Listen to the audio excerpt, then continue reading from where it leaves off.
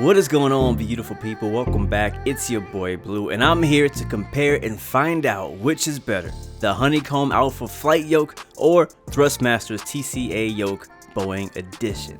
Let's start with the pricing. The Honeycomb Alpha Yoke costs $279, and the Thrustmaster TCA Yoke costs $399. That's a $120 difference. So is Thrustmaster's Yoke that much better? Let's take a closer look. But let me say up front real quick that I think both of these yokes are amazing and great to fly with, but I'm going to be pointing out some really small details that might make a big difference. The most obvious one is the appearance. The Honeycomb Yoke replicates the look and feel of flying a general aviation aircraft, for example, a Cessna 172, Piper Arrow, King Air, or even a business jet. It has a master battery switch, alternator, avionics buses, light switches, and a magneto switch for startup, just like a Cessna. There's a push-to-talk button on the back left of the yoke, trim switches, and various other buttons you can use for autopilot disconnect. This version is not compatible with Xbox, but that is coming soon. They both have two clamps underneath to help securely mount the device to the top of your desk, but as you can see, Thrustmaster has taken a completely different approach by replicating the yoke of a Boeing 787 Dreamliner. So instead of a light general aviation aircraft, this will give you more of an airliner flight experience. They also included a gear handle and two throttle levers, so you don't necessarily need to buy a separate throttle. On the yoke itself, you actually have a few more buttons than Honeycomb, all fully compatible with Xbox. So on the back you have triggers on each side. There's an X, Y, A, and a B button for use on Xbox or customizable on the PC. Just like the Honeycomb Yoke, there's a hat switch on the left, but Thrustmaster added a mini thumbstick axis on the right. And on the base there's an iPad stand, and of course there's an Xbox home button. When you look at them mounted on my desk side by side, notice how much space each takes and the scale of it. The base of the Honeycomb Yoke takes a bit more desk space and actually sits just an inch or two higher, while Thrustmaster takes up more space underneath the desk and between your legs, which is a characteristic of a real-world Boeing airliner yoke. The Honeycomb base is flat, so you can place a keyboard or something on top of it if you need to.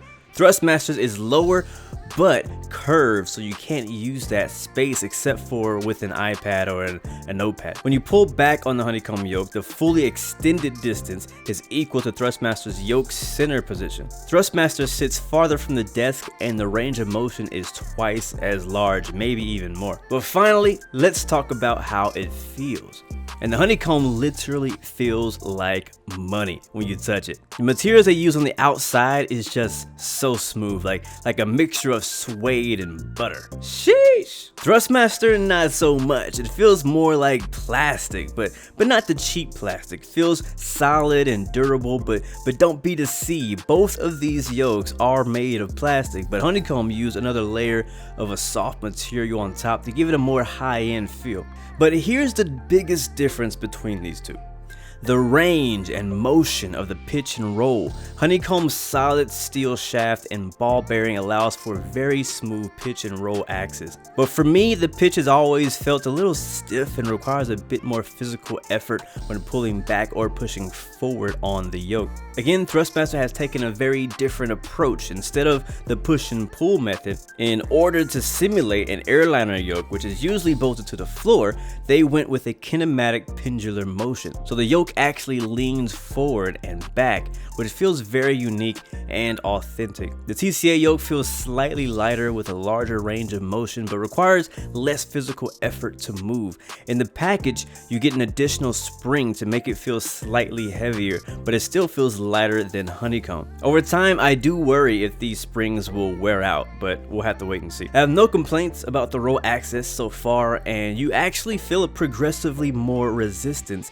as you get to the end of the roll range on each side. So which is better? Which is more worth it, Honeycomb or Thrustmaster? Both yokes work with all the main flight simulators. It will fly really well with all types of aircraft. I personally think they are both worth their asking prices. I wouldn't say that one is better than the other. It's going to depend on your personal preference, setup, and flying style. If you're an Xbox user, Thrustmaster is the better option, at least until Honeycomb releases theirs. If you're a serious flight student or mostly fly general aviation aircraft in your sim, I would recommend the Honeycomb Alpha Yoke. But if you fly a majority of airliners in your sim, or you're an actual airline pilot who uses the sim to stay current, then I recommend the Thrustmaster TCA Yoke. But no matter which you decide to get, you will not be disappointed, especially if you have never had a yoke or have been using a cheap one. This will blow your mind and take your flying experience to the next level. But as always, your feedback, thoughts, and opinions are always welcome. Thanks for watching, and remember, you have 3 choices: give up, give in, or give it all you got. Peace, love, and God bless you. I'll see you guys next time, next video. I'm out.